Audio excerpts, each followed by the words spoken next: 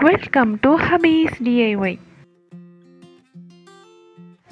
ரொம்ப அழகான 6 gift wrapping ideas தான் உங்கள் கூட ஷேர் பண்ண போகிறேன். கிஃப்ட் ராப் பண்ணுறதுக்கு நான் பேப்பர் யூஸ் பண்ணாமல் ப்ளவுஸ் பீட் யூஸ் பண்ணியிருக்கேன். அது எப்படின்னு பார்க்கலாம். அதுக்கு முன்னாடி இப்போ தான் நீங்கள் ஃபஸ்ட் டைம் என் சேனலை பார்க்குறீங்கன்னா இது மாதிரி நிறைய டிஐஒய் ஐடியாஸ்க்கு என்னோடய சேனலை சப்ஸ்கிரைப் பண்ண மறக்காதீங்க. கிஃப்ட் ராப் பண்ணுறதுக்கு முன்னாடி ப்ளவுஸ் பீட்டோட ஓரங்களை இந்த மாதிரி மடித்து தைச்சிக்கலாம். இல்லைனா எக்ஸ்ட்ராவாக இருக்க நூலை இந்த மாதிரி ட்ரிம் பண்ணி விட்டாலே போதும். ஃபஸ்ட் ஐடியா என்னென்னு பார்க்கலாம். இந்த துணி நல்லாவே பெருசாக இருக்குது. இதை நான் வேறு எதுக்குமே யூஸ் பண்ணலை. இது அப்படியே ஃபுல்லாகவே நான் வந்து கிஃப்ட் ராப் பண்ண போகிறேன். பெரிய பாக்ஸாக இருந்தால் கூட நம்ம இதில் கவர் பண்ணிக்கலாம். அந்த அளவுக்கு பெருசாக இருக்குது. இதை நான் 2 மடிப்பாக மடிச்சுக்கிறேன். ரேப் பண்ண போகிற கிஃப்ட்டை சென்டரில் இந்த மாதிரி கார்னர் ஃபேஸ் பண்ணுற மாதிரி வச்சுட்டு நான் ஃபோல்ட் பண்ணுற மாதிரி ஆப்போசிட் சைட்ஸை ஃபோல்ட் பண்ணணும். ஃபோல்ட் பண்ணிவிட்டு அடுத்த ஆப்போசிட் 2 சைடையும் நல்லா மடித்து விட்டு முடிச்சு போட்டு விட்டுடணும்.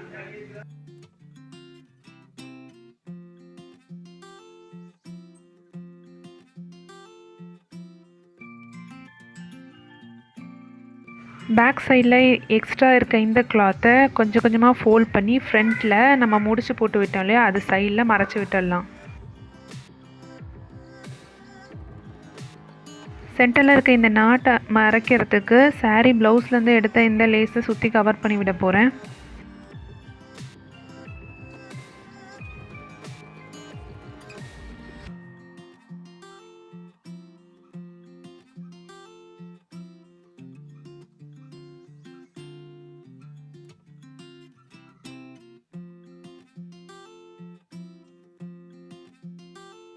இந்த ப்ளவுஸ் பிட் நல்ல சாஃப்டாக ஷைனிங்காக இருக்குது. இதோட கலர் நேரில் நல்ல பிரைட்டாக இருக்கும். இந்த வீடியோவில் அந்த அளவுக்கு பிரைட்னஸ் இல்லை.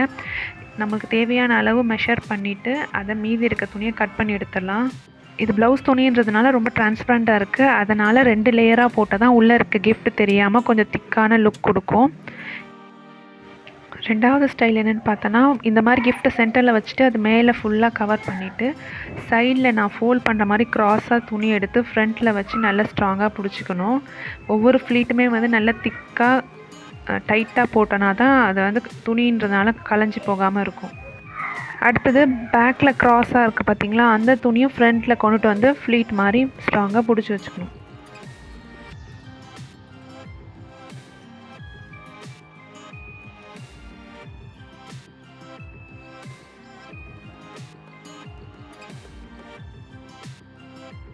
கீழே மீதி இருக்க துணியை நல்லா டைட்டாக ஃபோல்ட் பண்ணிவிட்டு ஃப்ரண்ட்டில் கொண்டுட்டு வந்து மடித்து வச்சிடணும். ஃபோல்ட் பண்ணும் போது மேலே இருக்க ஃப்ளிட் கலையாமல் இருக்கிறதுக்கு ஒரு கையை வச்சு நல்லா பிடிச்சிக்கணும்.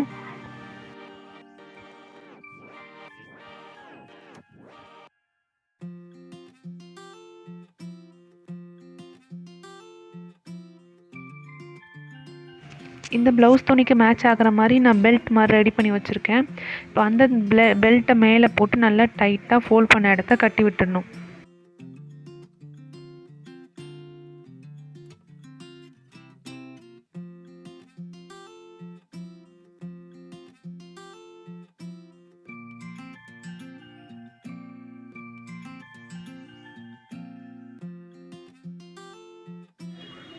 இதுவும் ஒரு சாரியில் உள்ள ப்ளவுஸ் பெட்டு தான். நல்ல பிரைட்டான ரெட் அண்ட் கோல்டன் காம்பினேஷனில் இருக்குது.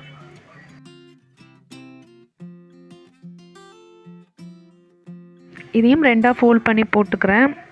இப்போது இதை செக்யூர் பண்ணுறதுக்கு டபுள் சைட் டேப்லேயே இந்த மாதிரி கிளியராக வைக்கிது டிரான்ஸ்பரண்ட்டாக. ஸோ அதை வந்து யூஸ் பண்ணுறேன்.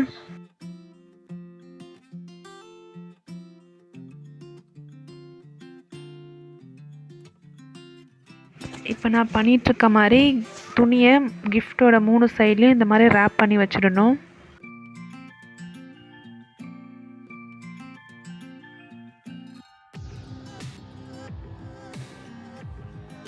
மேலே இருக்க துணியை இந்த மாதிரி குட்டி குட்டி ஃப்ளீட்ஸ் மாதிரி எடுத்து வச்சுட்டு அதோட சென்டரில் கோல்டன் கலர் லேஸ் வச்சு ஒரு போ மாதிரி கட்ட போகிறேன்.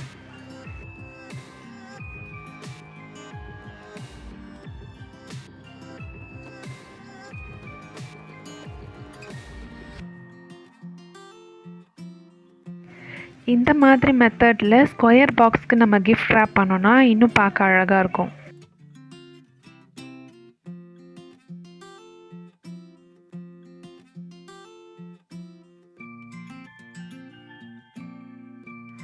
இந்த கிஃப்ட் ராப்பிங் மெத்தட்லாம் உங்களுக்கு ஏற்கனவே தெரிஞ்சிருக்கலாம். ஆனால் துணியில் ப்ளவுஸ் பீட்டில் இந்த மாதிரி பண்ண முடியுமா அப்படின்றத தான் நான் உங்களுக்கு இப்போ காமிச்சிட்ருக்கேன்.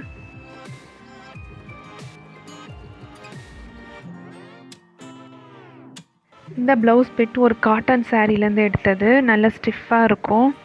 இதையும் 2 லேயராக தான் போட்டிருக்கேன்.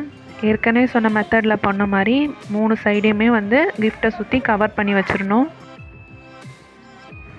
மேல் பக்கம் அதிகமாக துணி வேணாம், ஜஸ்ட் 2 ஃபோல்ட் பண்ணுற அளவுக்கு துணி இருந்தால் போதும்.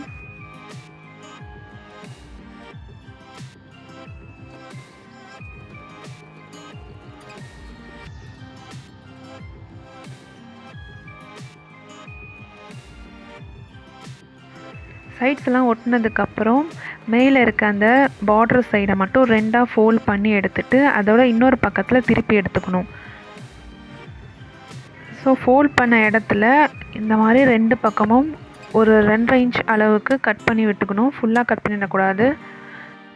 கட் பண்ணி எடுத்த 2 எண்டையும் ஃப்ரண்ட்டில் கொண்டு வந்து இந்த மாதிரி ஜாயின் பண்ணி ஒட்டி வச்சிடணும். இப்போ இதை பார்க்குறதுக்கு ஃபோல்ட் பண்ணி வச்ச ஷர்ட் மாதிரி இருக்கு இல்லையா, சின்னதாக போ மாதிரி ரெடி பண்ணி அதையும் அந்த காலர் கீழே ஒட்டிடலாம்.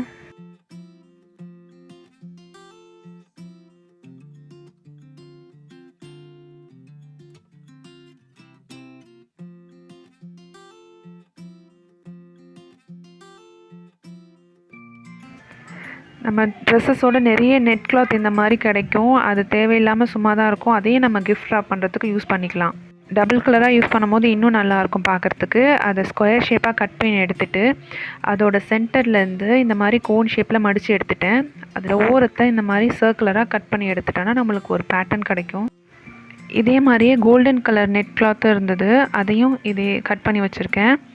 இப்போ அதை உள்பக்கமாக போட்டுட்டு இதோட சென்டரில் கிஃப்ட் வச்சு நம்ம ஃபுல்லாக கவர் பண்ணி இப்போ நான் பண்ணுற மாதிரி பிடிச்சி எடுத்துட்டு அதோட நெக் பக்கத்தில் நம்ம கோல்டன் கலர் லேஸ் வச்சு போ போட்டு விட்டுடலாம்.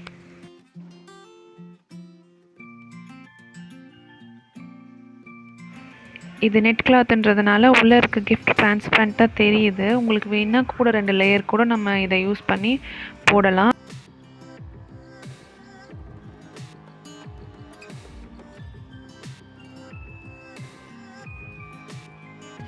இது நல்ல dark green colour blouse bit. இதையும் 2ஆக போட்டு எடுத்துக்கிட்டேன். துணியோட ஒரு ஓரத்தில் இந்த பேக் பண்ண வேண்டிய கிஃப்ட்டை வச்சுட்டு அதை இந்த மாதிரி ஃபுல்லாக சுற்றி எடுத்துக்கலாம். இப்போ 2 பக்கமும் ஏதாவது பிரைட் கலர் லேஸ் வச்சு நாட் போட்டு விட்டுடணும்.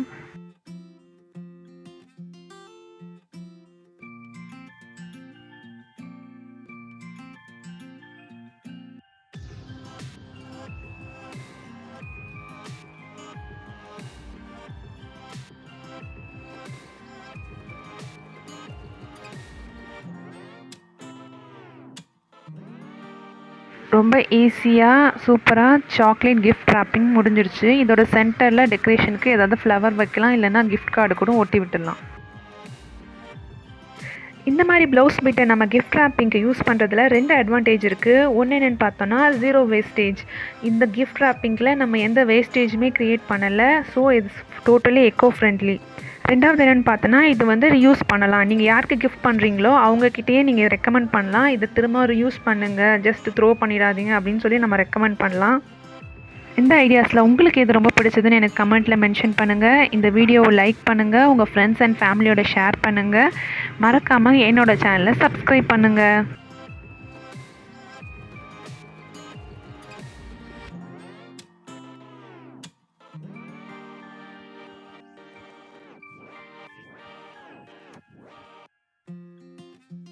Thank you for watching.